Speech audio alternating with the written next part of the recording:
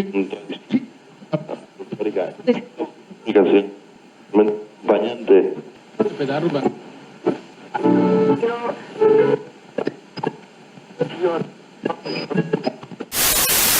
0 horas, 0 minutos.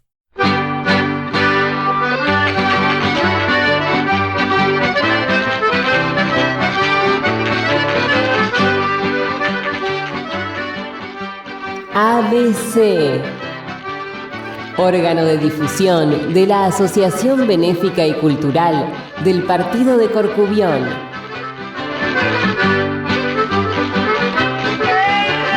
Idea y producción, Daniel Alejandro Pasos.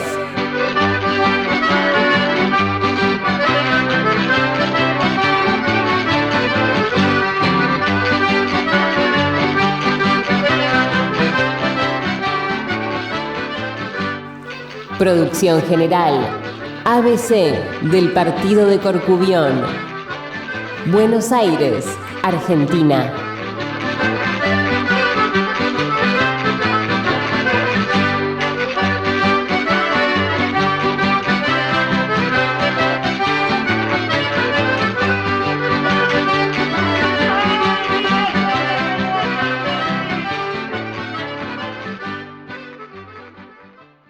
Hola, hola, ¿cómo les va? ¿Cómo andan? Un programa más de Radio ABC, como siempre digo, programa número 91 y hoy estamos con un programa internacional. ¿Por qué? Porque vamos a hablar con la presidenta y la secretaria del LAR Gallego de Costa Rica. Nada más y nada menos que un país centroamericano, el cual no conocemos y no sabemos qué hacían los gallegos en su momento por ahí, si hubo muchos gallegos, si no hubo, y cómo está trabajando ese LAR gallego. Me parece muy interesante, muy jugosa la entrevista para conocer cómo está trabajando la colectividad fuera de nuestras fronteras, porque ustedes saben muy bien que Buenos Aires o la República Argentina en sí es como una especie de quinta provincia en la cual, bueno, el galleguismo está muy manifestado, muy abierto, y estos países como Costa Rica, o por ahí inclusive, yo qué sé, por ahí El Salvador, Nicaragua, República Dominicana, Panamá o lo que sea, no hay tanta cantidad de gallegos, o no se sabe absolutamente nada de cómo trabaja la colectividad, por lo menos de nuestra parte. Seguramente de la Junta de Galicia sí, ellos tendrán información de cómo funcionan. Nosotros no sabemos y es muy interesante hablar con la presidenta y la secretaria de esta institución, la cual les recomiendo que escuchen la entrevista, que está muy interesante. Y además de eso vamos a tener las enfermedades extranaturales, donde vamos a hablar de orramo cativo. Muy interesante también de escuchar, porque es una fase muy específica, la cual toca ya casi lo demoníaco, lo esotérico, así que es muy interesante de conocer orramo cativo. No dejen de escuchar orramo cativo, que está interesantísimo. Y como siempre, ¿qué les voy a decir? Ya hasta el cansancio. La mejor música de Galicia, ¿dónde está? Aquí en Radio ABC, amigo. Así que bueno, les doy un lindo programa para que lo disfruten y que pasen un momento agradable. Nos vemos al final.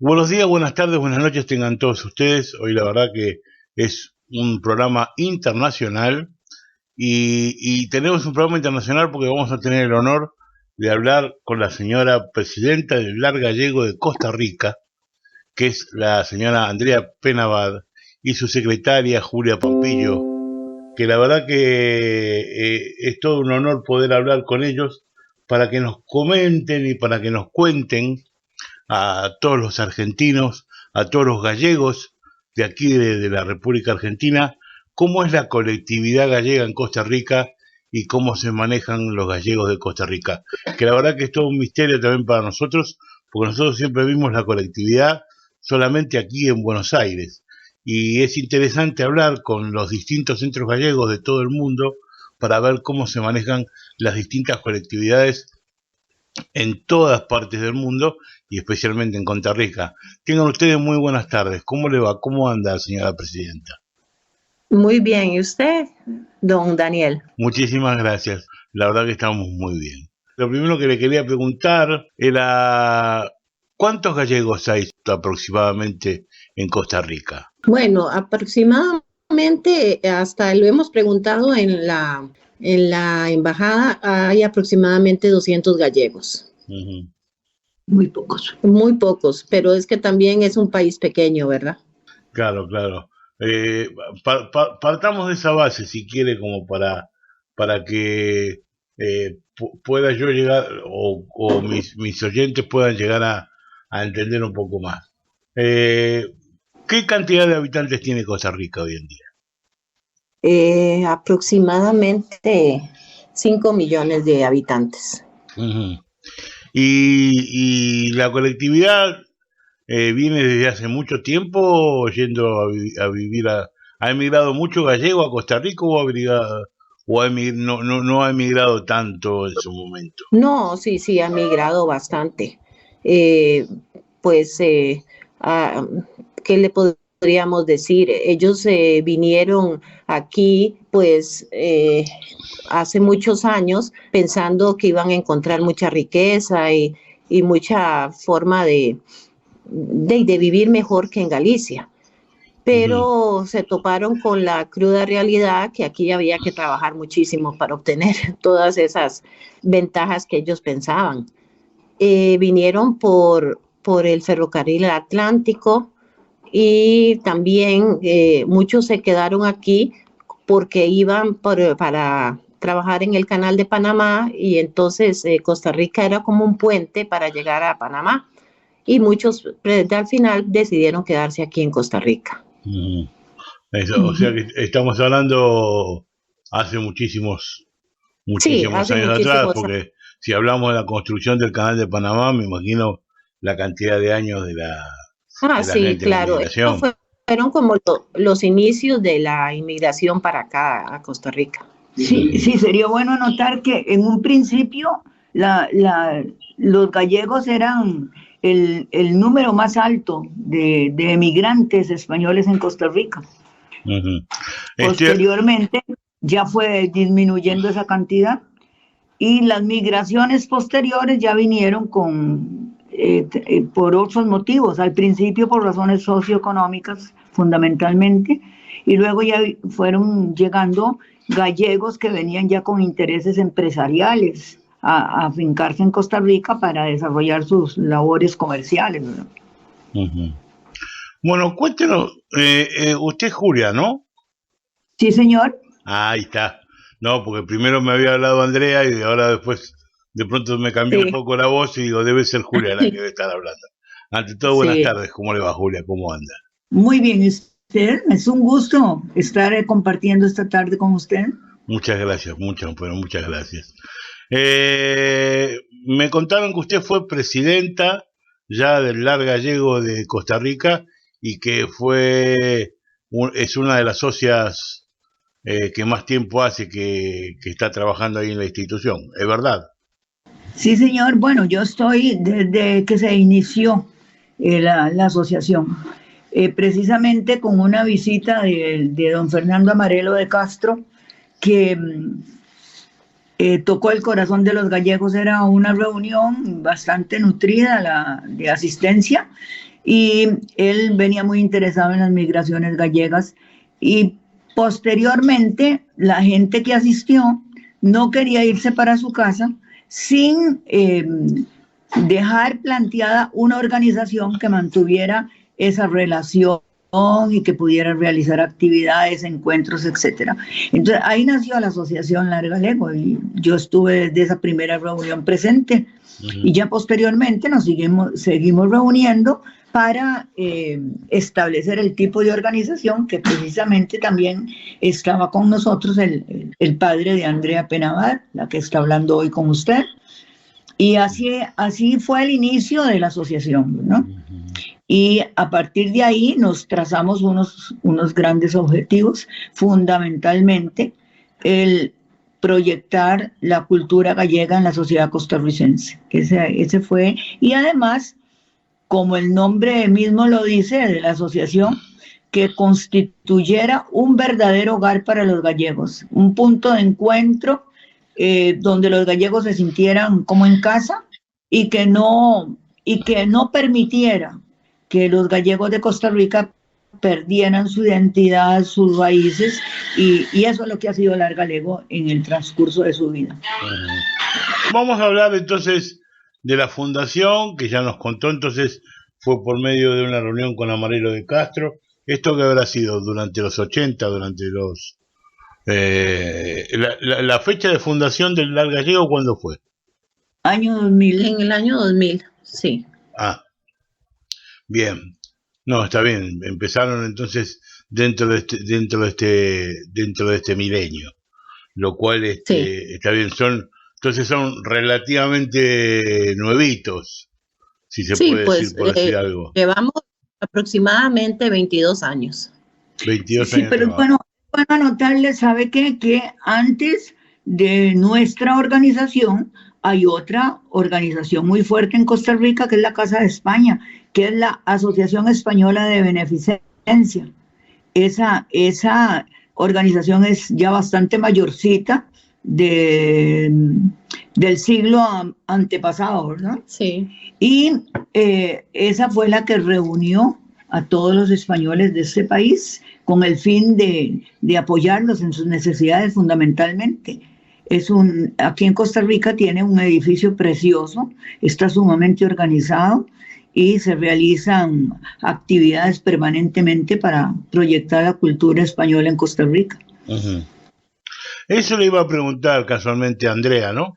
Actualmente, sí. ¿Dónde está trabajando la asociación?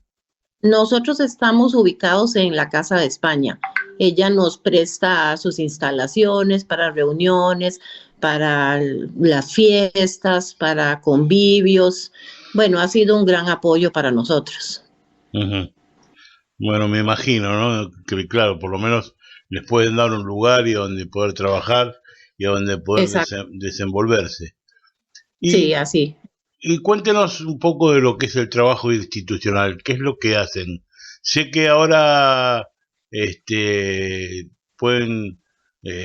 tengo conexiones con un alumno de gaita que va a estudiar gaita casualmente conmigo para poder empezar a tener una futura escuela de gaitas ahí en el centro gallego de Costa Rica, pero cuéntenos también un poco cuáles son las actividades normalmente que hacen ustedes en el año.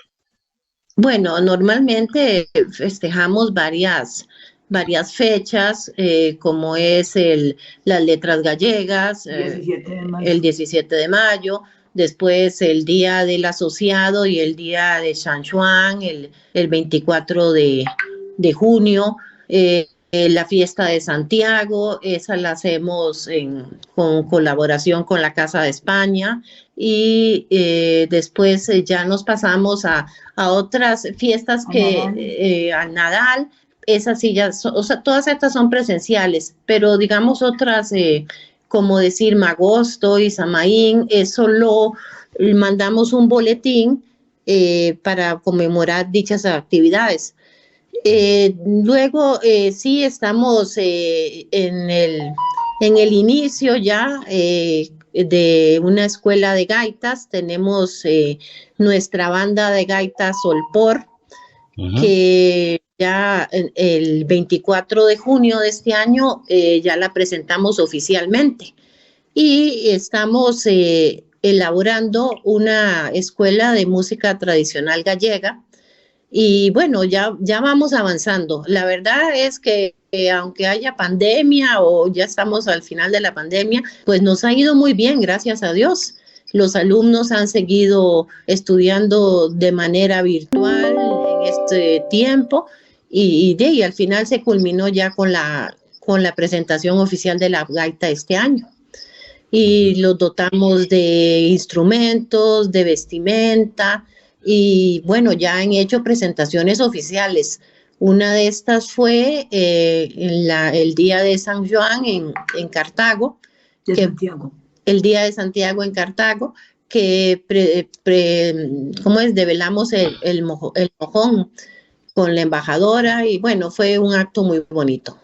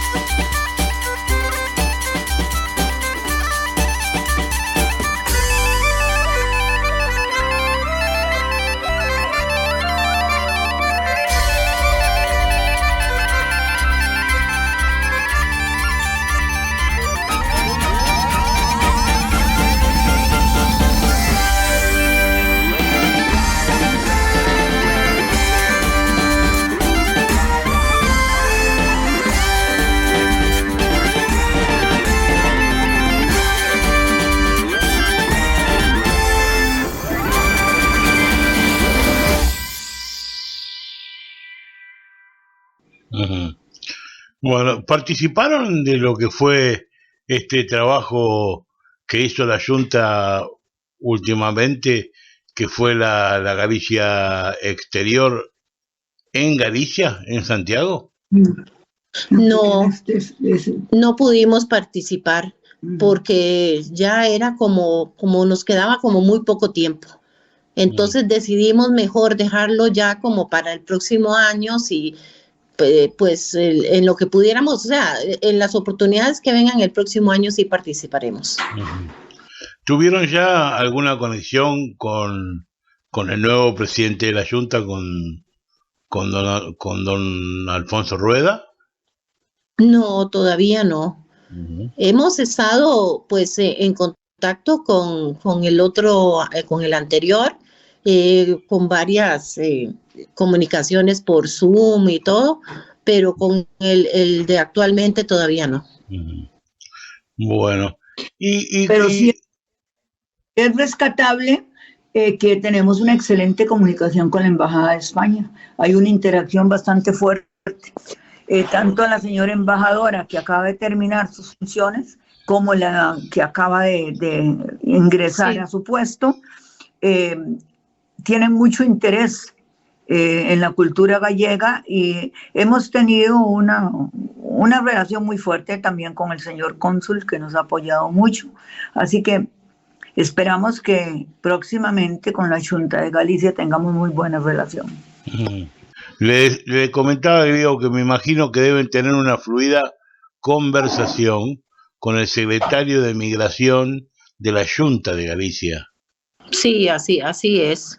Sí, en años anteriores sí hemos tenido muy fluida la comunicación. Bueno, con la pandemia esto se nos estropeó bastante, ¿verdad? Porque tuvimos un espacio muy fuerte de lejanía con todas las organizaciones y las actividades, pero estamos retomando de nuevo y de hecho que va a ser una fluida comunicación como lo ha sido todos estos años atrás. Uh-huh.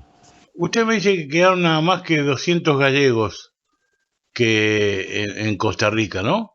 Y también me contó la historia de la cantidad de gallegos que viajaron en su momento para después usar Costa Rica como puente para ir a trabajar al canal del Panamá y que después muchos se quedaron directamente en Costa Rica.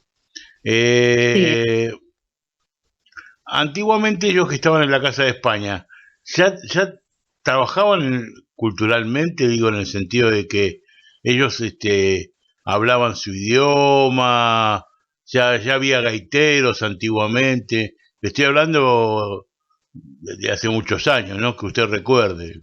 Le estoy preguntando si había algún gaitero gallego que haya viajado a Costa Rica y se haya querido vivir ahí, o una cosa por el estilo. Bueno, que yo sepa, pues no, pero me está diciendo aquí doña Julia que ella sí se recuerda de un gaitero. Vamos a ver, doña Julia. Sí, yo creo que nosotros en este momento decimos que solo 200 gallegos, pero Costa Rica tiene una gran influencia de la cultura gallega y lo podemos ver en muchas de las manifestaciones culturales del costarricense. Y en cuanto a la gaita, sí hubo un señor aquí, el esposo de doña Carmen Pena, don Pepe. Ese señor fue, pareciera que el único, ¿verdad?, que trajo a Costa Rica una gaita.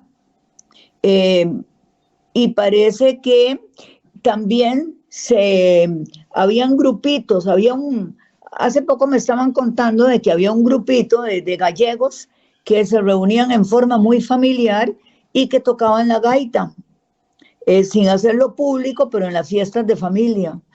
Eso es la única incursión que conocemos de la gaita en Costa Rica. Sin embargo, hay algunos músicos que han investigado y dicen que mucha de la música tradicional de Costa Rica tiene influencias de la gaita.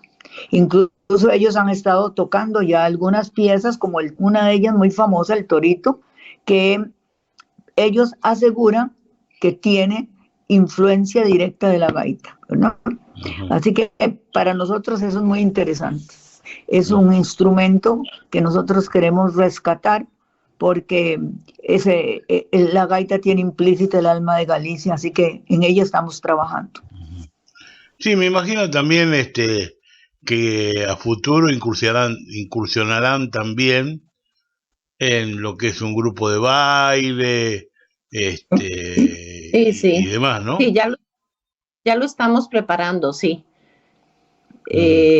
Vamos a tener una profesora y esperemos que los gallegos o los hijos de gallegos, digamos los jovencitos que estén pues animados a participar en ese tipo de bailes y todo. Que te expliquen lo del castello, Sí. ¿eh? Ahorita estamos teniendo pues un contacto con el Colegio Castela. Aquí se lo va a explicar doña Julia. Sí, por favor. Se vienes aquí por vernos, gracias del pueblo pague.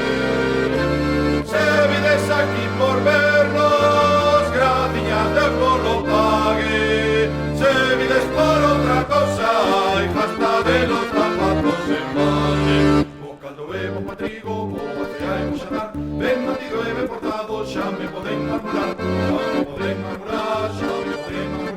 Se enamoran que la nube para no ir a pasar.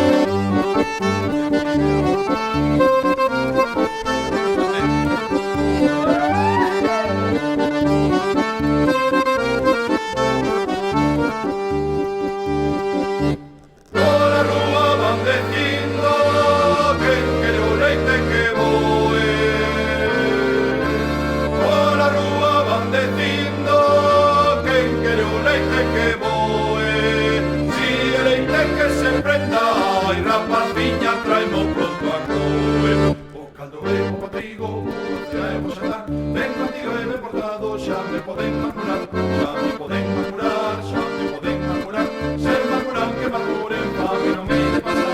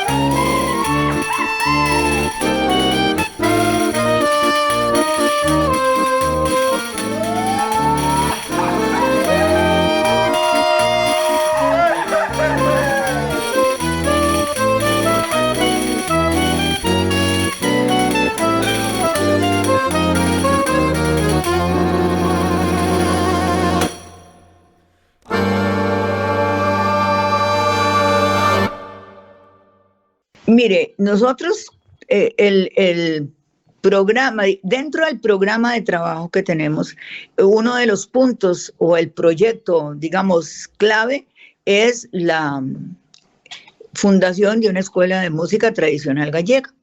En este momento le podemos decir con mucho orgullo que ya esa escuelita comenzó. Tenemos en este momento 6 gaiteros que se han preparado dentro de ese grupo, dirigidos por un muchacho que ya tenía conocimientos de gaita, que estaba en un grupo de música celta y que han tenido formación de parte de la Junta de Galicia aquí en Costa Rica. Se han hecho 2 encuentros para trabajar en talleres de gaita. Entonces, en este momento ya tenemos digamos, una primera etapa, la banda de gaitas ya está constituida. La estamos fortaleciendo. La siguiente etapa es dotarlos de instrumentos de percusión, que ya incluso estamos en eso. Ya dentro de poco nos traen panderetas de España y también otros instrumentos tradicionales de percusión. La señora embajadora conoció nuestro proyecto y está muy interesada en que la gaita no solo se quede ahí en la Casa de España, sino que se pueda llevar a otros ámbitos educativos. Es por eso que nos pidió, ver una panorámica de las instituciones musicales de Costa Rica, ver cuál era como la más idónea para que se hiciera un programa de gaita para niños. Decidimos que el lugar más indicado era el Conservatorio de Castella, por las características que tiene, y ahí se trabaja con niños desde 7 años en adelante hasta secundaria. Ya precisamente comenzamos a hacer las gestiones y en estos días ya tenemos una cita planteada con la directora de la institución para ver si es posible que ya sea a nivel de taller, a nivel de club, o en la forma que ellos decidan, se pueda comenzar a trabajar con la gaita ya en una institución educativa. Ese es nuestro proyecto inmediato. Uh-huh. Bueno, yo quiero agradecerles sinceramente toda la información. Me gustaría que nos contara dónde está ubicado la Casa de España, Em, Sí. y verdaderamente, ¿cuáles son las ciudades donde se abarca, donde creen ustedes que hay más gallegos, ¿no? Actualmente, o que quedan todavía algunos de ellos? Y bueno, algún día por ahí contarnos un poco en qué se especializaron, porque vieron que acá, por lo menos acá en Argentina, tienen distintos rubros que han trabajado y que han hecho mucho acá en el país. Entonces me gustaría Sí. ver cuál es la influencia de los gallegos en Costa Rica en ese sentido, ¿no? En qué han trabajado, en qué han Bueno, aportado. bueno, la influencia sí es muy grande. Eh, Básicamente, los gallegos han sido comerciantes. Aquí muchas tiendas de las que han sido pues con mayor eh, fortuna y todo eso han sido de gallegos. Pues los restaurantes también. También le puedo decir que han estado por todo el país. Es que el país no es muy grande. Más bien yo diría que pueden haber más gallegos ahora sin esa contabilidad que tiene la embajada en las playas y todo, gente joven que haya venido de Galicia y que a veces no está inscrita en la embajada. Bueno, la Casa de España se encuentra en un lugar que se llama Sabana Norte, en San José. Pues, ¿qué le dijera yo? La Sabana es un lugar, pues, de los más lindos que hay aquí en San José. Y es un centro deportivo y es un gran pulmón para la ciudad, que son varias manzanas de parque y hay lagos, está el Estadio Nacional y queda pues 150 metros norte de este lugar de la Sabana, la Casa de España. Tienen un edificio precioso hecho a propósito para ellos, ¿verdad? No es, o sea, desde los cimientos fue fundado por la Casa de España y pues ahí tenemos nosotros nuestra sede, nuestra pequeña biblioteca, nuestra oficina y todo siempre bueno, ellos han sido pues magníficos con nosotros. Uh-huh. Pues sí, nada más. Bueno, no quiero molestarlas más. Yo les quiero agradecer sinceramente desde acá, desde Buenos Aires. Quizás uno de los países que más gallegos ha recibido aquí en Latinoamérica. Sí, muchísimo. Sí, así es. Si no el que más. Porque, sí, claro. Porque bueno, lamentablemente en aquel momento... Sí, pregúnteme lo que necesite, Julia, dígame. Ah, sí. Doña Julia quiere preguntarle. Bueno, antes de terminar esta conversación, yo quisiera decirle que gallegos están distribuidos por todo el territorio nacional. Hemos hecho giras con el señor cónsul y ha sido muy agradable reunirnos con los españoles en general de cada provincia y ahí hemos conocido muchísimos gallegos, ¿verdad? Que están diseminados por toda la tierra costarricense. Costa Rica es casi de la misma extensión que Galicia, es pequeña. Yo sí quería preguntarle a usted, ya veo que usted es gaitero, nos encantaría tener una relación directa con usted porque nosotros tenemos asesoría de un gaitero que es el que siempre ha venido a Costa Rica, mandado por la Junta, que es Abraham Fernández. Sí, Abraham, sí, lo conozco porque también fue a Brasil y además, bueno, yo tengo una relación con muchos de los gaiteros de allá de Galicia, sí. Abraham es una persona maravillosa y ha sido de una bondad infinita. Él está mano a mano con nuestro grupo de gaitas, ¿verdad? Incluso es un crítico duro y sin embargo él dice que la banda está tocando muy bien, que tiene muy, muy alto nivel. Pero nos encantaría tener relación con usted en ese caso, en ese campo. Sí, yo de hecho mi conexión usted tiene mucha experiencia, imagino. Sí, yo desde aquí tengo que mandarle un saludo muy grande a quien me conectó con ustedes, que fue León, que es uno de los socios de ahí del LAR Gallego, que bueno, va a ser alumno mío y que va a estudiar conmigo vía Zoom. Así muy bien. Él fue el que me conectó con ustedes como para poder conocer y acercarnos un poco más a lo que son los gallegos en Costa Rica, ¿no? Y poder hablar con ustedes dos. Así que desde ahí ustedes ya tienen mi teléfono, pueden hablar conmigo, mismo me pueden googlear tranquilamente sin ninguna clase de problemas, y yo tengo en el Facebook, en el Instagram y demás, está mi trabajo y no hay ninguna clase de problemas.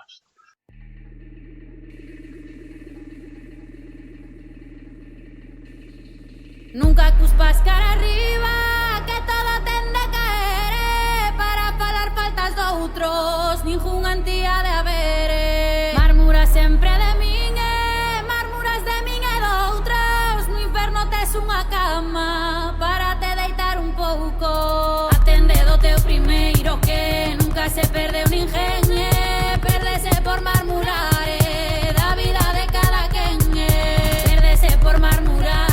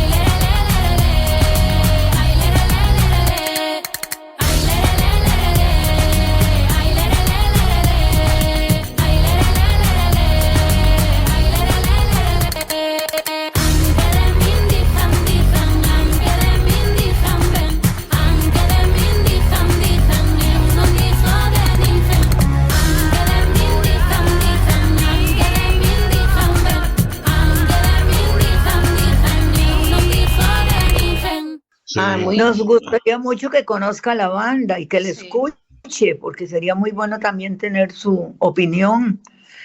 Estamos, pues nosotras no somos músicos, ¿no? Ahorita tenemos la dicha que se asoció un muchacho de Orense que es especialista en coro.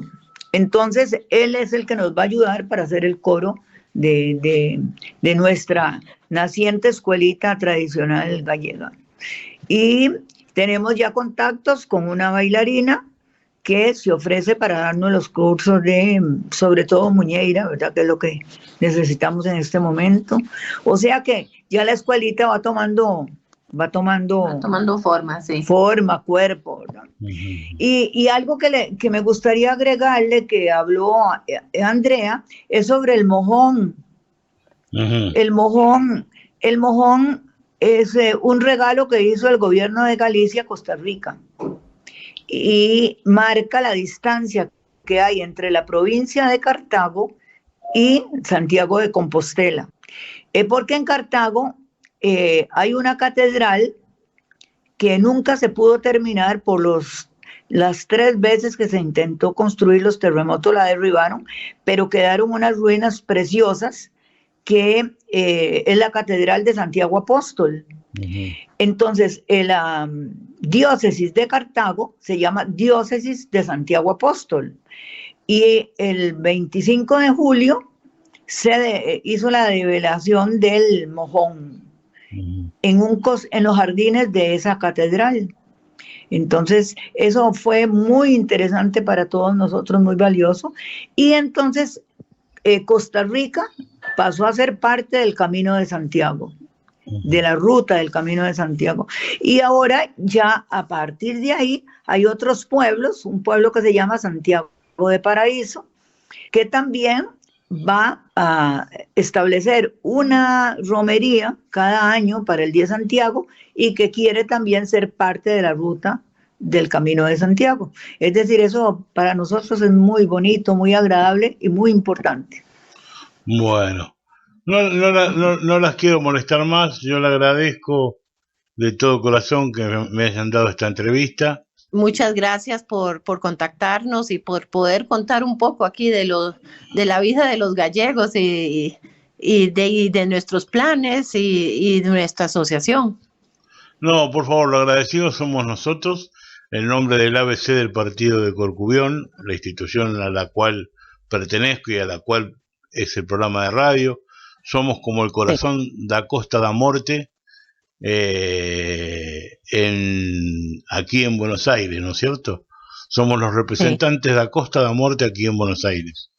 Qué bien. Y queremos de todo corazón este programa, lo que trata de hacer es mostrar un poco los gallegos en todas partes del mundo, destacar personalidades de todos los gallegos en todas partes del mundo y específicamente en la Costa da Morte. Así que algún día por ahí en Costa Rica me gustaría saber cuántos puede llegar a ver la Costa da Morte, ¿no? Que son esos pueblos que son coroñeses, que son en la zona de Vimianzo, Corcubión, Dumbría, Fisterra, Muxía, todos esos pueblos.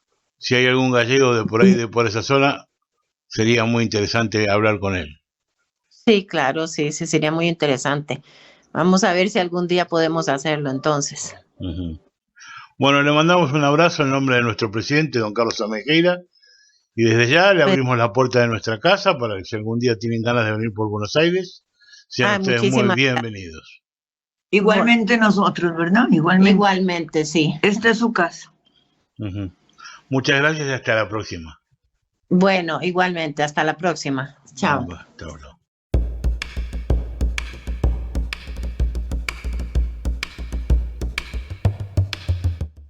Enfermedades extranaturales. Ramo cativo. El ramo cativo, que a veces se confunde con el mal de ojos, se conoce también con los nombres de brujería, dada, embrullamiento, endañamiento, feitizo, mal de imbella, mal de hoyo, meigallo y otros. Es una enfermedad psíquica indeterminada, con perfil histérico, que en ocasiones limita con la locura.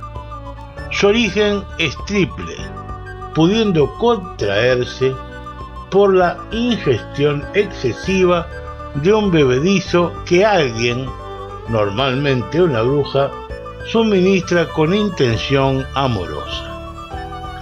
Se puede contraer igualmente por la propia voluntad del enfermo o por la simple entrada en el cuerpo de un agente maléfico, pues el ramo cativo o meigallo se viene considerando como un caso de posesión diabólica. En las tierras de Lalín, en el santuario de Santa Bahía de Lezón, comúnmente llamado Ocorpiño, así como también en la de Outes, en San Campio de Eintins, los enfermos encuentran curación adecuada lo mismo que acudiendo a los pastequeiros, que ejercen su trabajo en las parroquias de Bértola y Tomesa, al sur de la ciudad de Pontevedra. En el caso de introducción en el cuerpo de un ente demoníaco, es necesario atajar el mal antes que el afectado junte, en cualquier lugar, herbas de por lo menos 3 clases diferentes. Si esto llegase a ocurrir, la enfermedad se convertiría en irreversible. La enfermedad puede penetrar en el cuerpo de variadas maneras. Frecuentemente resulta inoculada por las brujas en la leche durante la noche de San Juan, si no se adopta el debido cuidado escondiendo tal líquido. La técnica practicada por las meigas es particularmente mezquina y consiste en el lavado en la leche de sus partes pudendas. Esa noche se debe cerrar puertas y ventanas, chimeneas y otras cerraduras, sellando las mismas rendijas con flores o cardos. A pesar de estas precauciones, las brujas pueden penetrar por aberturas insignificantes. Por eso, la mejor solución es introducir la leche en una artesa, mueble vedado al mal, si en él se introduce un pan que lleve una cruz grabada en su masa, sortilegio que resulta infranqueable. Igualmente eficaz es dispersar sobre la leche unas pocas arenas de sal. Las brujas pueden igualmente comunicar el ramo cativo dejándolo abandonado en las fincas o sembrados en el interior de un huevo o en forma de granos de maíz sin germinar. La solución para estos casos es fácil. Consiste simplemente en retirar el meigallo con un azadón al medio del camino y allí perderá inmediatamente su poder maligno. En cuanto al bebedizo responsable de causar la otra modalidad de meigallo, suele ser preparado por mujeres jóvenes que lo administran a posibles amantes y que conducirá al hombre a un estado de ánimo caracterizado por no sentir atracción ninguna por otra mujer. La receta es de gran complejidad y tiene como ingrediente básico la propia sangre menstrual de la muchacha. Describiremos aquí la confección de bebedizos o filtros de amor, así como su antídoto. Para elaborar el bebedizo, la joven deberá obtener del muchacho que desea un objeto de plata, una moneda, un alfiler de corbata, etc. En él hubiese llevado por lo menos durante 3 días consecutivos. En su propio hogar, ella preparará una mezcla compuesta por unas cabezas de águila, 2 gotas de láudano, una pizca de canabo, que es la planta cannabis sativa, o sea que ya usaban la marihuana en aquel momento, ¿eh? Hay que joderse, como dice el otro. Y 6 gotas de sangre menstrual. Esta mezcla se vierte en un vaso de vino esperándose a su disolución. El bebedizo se ofrece al hombre con la mano izquierda, mientras que la derecha se mantendrá el objeto de plata. La creencia en los efectos de la posesión aconsejaba a los hombres no beber vino jamás en los hogares de las mujeres. Sin embargo, si a pesar de las precauciones se llegaba a ingerir este bebedizo, existía un complejo mecanismo antídoto del mismo. Para ello, se debía salir de la propia casa un lunes, con la luna situada en la fase de cuarto menguante y tras el primer canto del gallo. Después el hombre debería reducir sus pies descalzos en el agua del manantial, río o mar, y sin sacarlos tomaría las 3 flores de la hierba de San Cristóbal, recitando tras la recogida de cada una fórmula, debiendo regresar al hogar antes del segundo canto del gallo. Las 3 flores se depositaban en una vasija de vidrio con media cuchara de vinagre, y en los siguientes 13 días era necesario guardar ayuno, al tiempo que la vasija se colocaba al relente, a fin de recibir el influjo de los astros.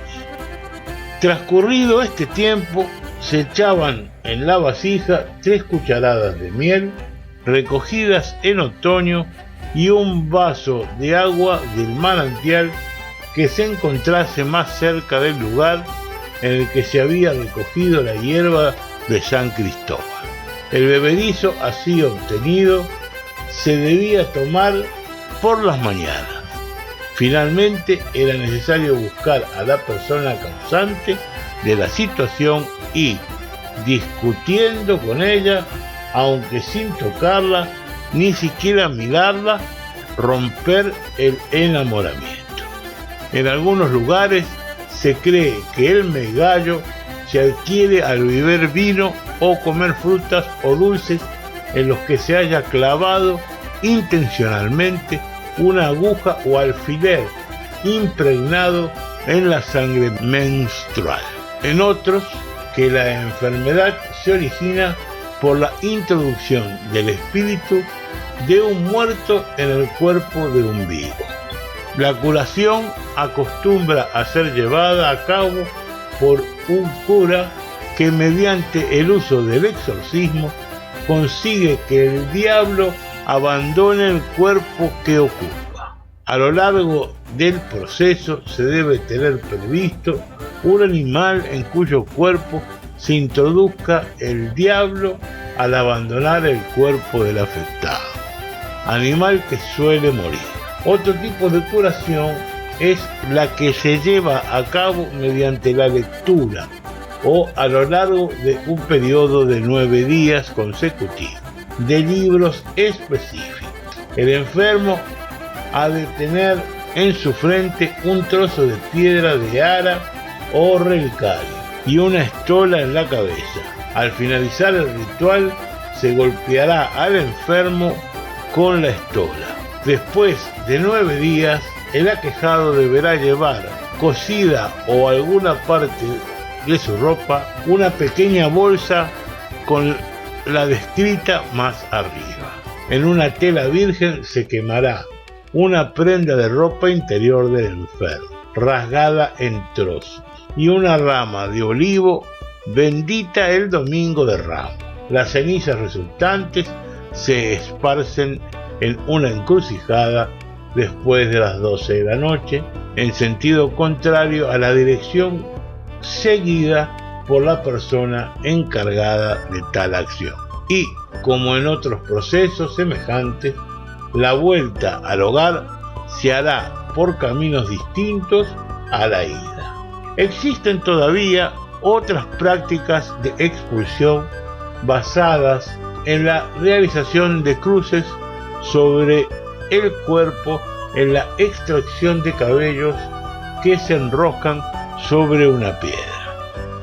Las personas afectadas por el megallo no acostumbran a entrar de buen agrado en la iglesia, teniendo que ser introducidas por parientes o amigos. Cuando se produce el alzamiento de la hostia, la gente hechizada presenta unos ojos fuera de órbita, al tiempo que sufre convulsiones y vómitos.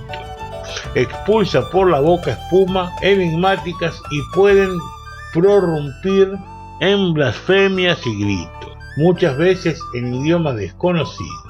Se supone que en todas estas manifestaciones son de responsabilidad del enemigo, que habla de su boca, y el diablo, como se dijo, domina todas las lenguas.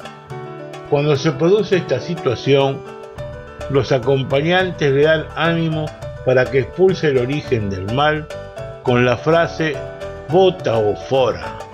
La expulsión del demonio y de las consecuentes liberaciones del medallo suelen producirse en forma de bola de pelos, aspectos que nos recuerdan la naturaleza peluda del maligno. Si el enfermo sale sosegado del templo, es señal de curación. Consideración especial tienen los antes mencionados pastequeiros de Bertola y Tomesa, conocidos fuera de su comarca por el nombre genérico de brujos y de los que nos da estricta Víctor Liz-Quiven. Su nombre deriva de la práctica que ejercen el pasteco, que a su vez deriva del latín pax tecum, la paz sea contigo, pues los enfermos aquejados de ramo cativo, debido a la introducción del diablo en su cuerpo, se sienten desasosegados y faltos de paz.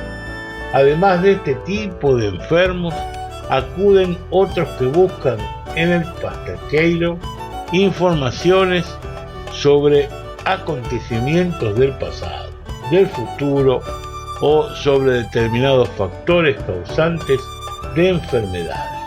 El oficio de pastequeiro es en general hereditario. Los pastequeiros liberan a las personas del meigallo, pudiendo al mismo tiempo proceder a exorcizar animales o viviendas, sujetos o ciertos aspectos nocivos.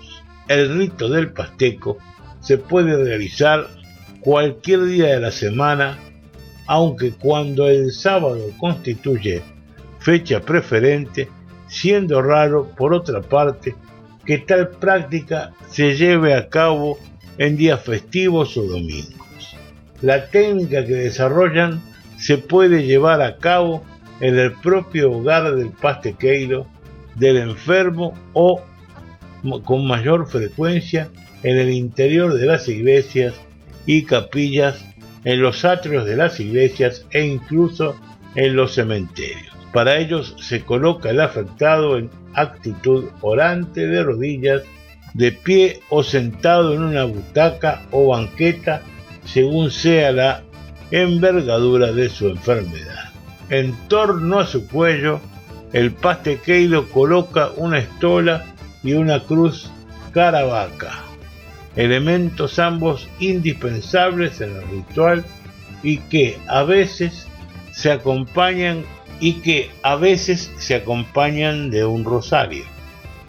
El oficiante en esta situación comienza el recitado de ciertas oraciones que en ocasiones combina con la lectura de libros, especialmente el ciprianillo, al tiempo que traza con otra cruz de caravaca signos de la cruz en la cabeza del enfermo.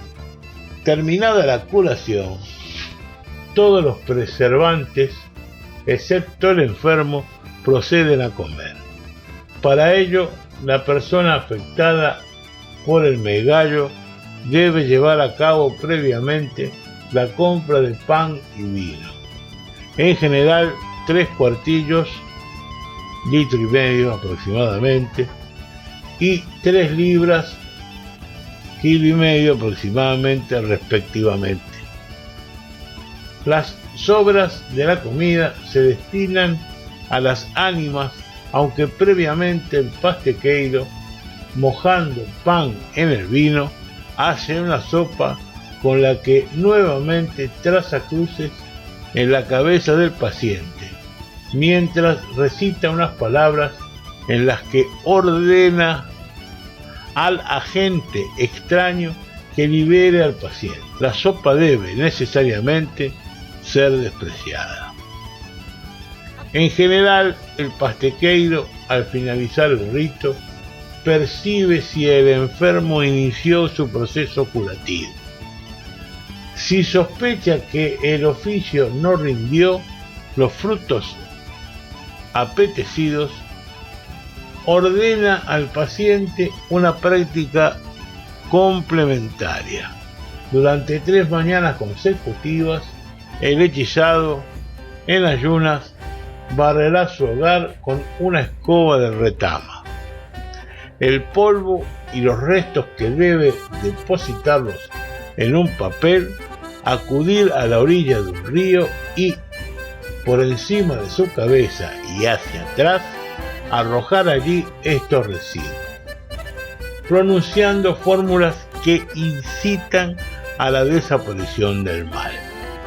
A veces, el oficiante lleva a cabo un proceso en el que intenta adivinar el éxito o fracaso de la curación.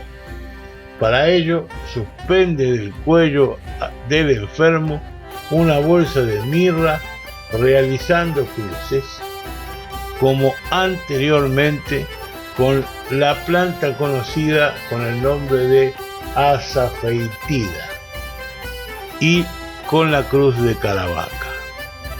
A continuación, coloca bajo una mano unas pequeñas bolas de azogue y nuevamente hace cruces sobre el dorso de la mano.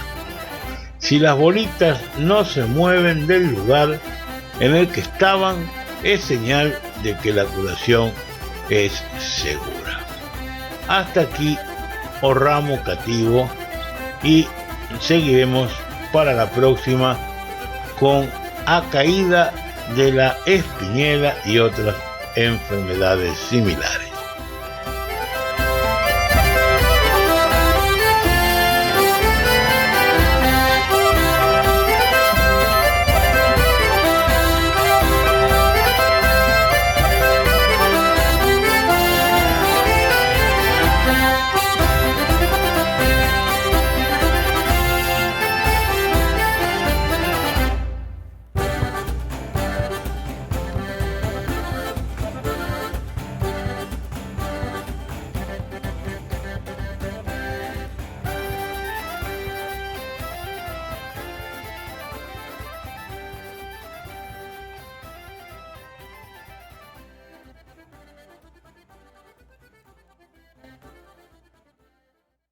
Y hasta aquí un programa más de Radio ABC. Los queremos mucho, los llevamos en el corazón y ustedes saben que últimamente vengo haciendo un final como para dejarles siempre una chapa, un regalito, un pequeño cariño, una caricia al alma, una caricia que va a entrar por el oído y los va a llevar a transportar a esos lugares determinados donde la imaginación nos hace jugar y nos hace volver muchas veces romántico, muchas veces nos ensoña, muchas veces nos lleva a la tierra, allá a Galicia. Y hoy los voy a dejar con una joyita hermosa que grabó José Manuel Budiño en su primer disco hace muchísimos años, que ese disco se llamaba Paralaya, y que grabó este tema que es como una dulzura, es como un beso de un niño, se podría traducir al castellano, y se llama Marcha de Breillo. Se los dejo y con esto les digo hasta la semana que viene.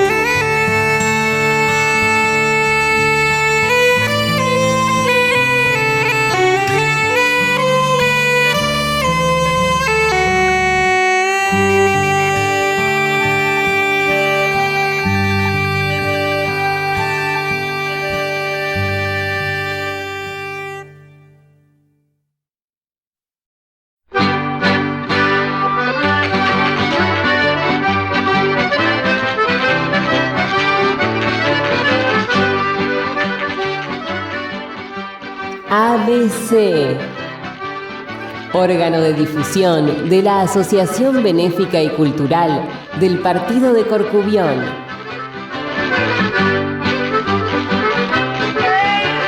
Idea y producción, Daniel Alejandro Pasos.